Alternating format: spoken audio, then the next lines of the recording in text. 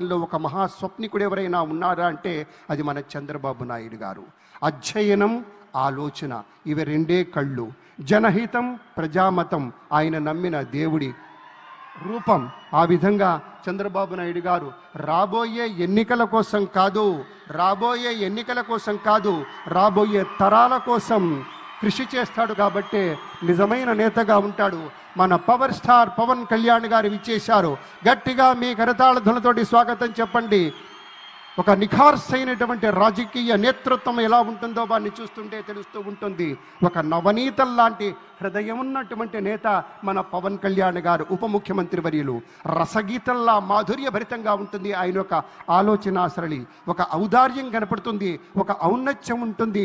సదా వందనీయమైనటువంటి ఆదర్శం ఆయన మాటలో, ఆయన చేతలో స్ఫుటంగా కనిపిస్తుంది. కాబట్టే జనసేన మొత్తం ఎంతో విస్తృతమైనటువంటి రీతిలో గట్టిగా మనస్ఫూర్తిగా మన పవర్ స్టార్కి స్వాగతం చెప్తారు.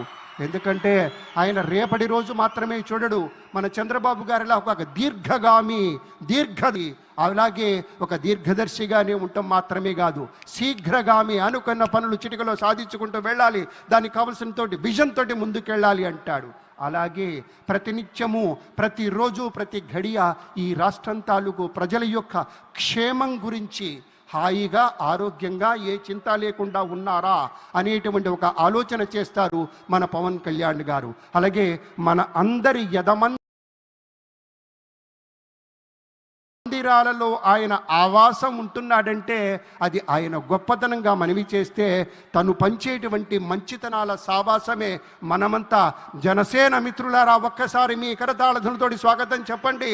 అర్ధాతీత మహోన్నత వ్యక్తిత్వానికి స్వాగతం అంటూ మన ప్రీతమ ఉప ముఖ్యమంత్రి వర్యులు శ్రీ పవన్ కళ్యాణ్ గారికి స్వాగతం. పెద్దలారా, మనిషి మనసు కలిస్తేనే ఒక మహోన్నతమైనటువంటి నగిషి నగల ధగాయమానంగా మెరిసేటువంటి రీతిలో నిరాడంబరత అనేటువంటి ఉనికిని నిశ్శబ్దమైనటువంటి విజయంగా మలుచుకుంటూ ముందుకెళ్ళినప్పుడే మనకి సాకారమయ్యేటువంటి దృష్టాంతాలు అనేకంగా మనవి చేస్తూ, ఇప్పుడు మరికొంచెం సేపట్లో మన ముఖ్యమంత్రి గారు అలాగే అనుసరించి ప్రధాని గారు విచ్చేస్తారు. It gives us great pleasure to welcome our Honorable Governor, Shri Abdul Nazir Ji. A warm welcome to you, sir.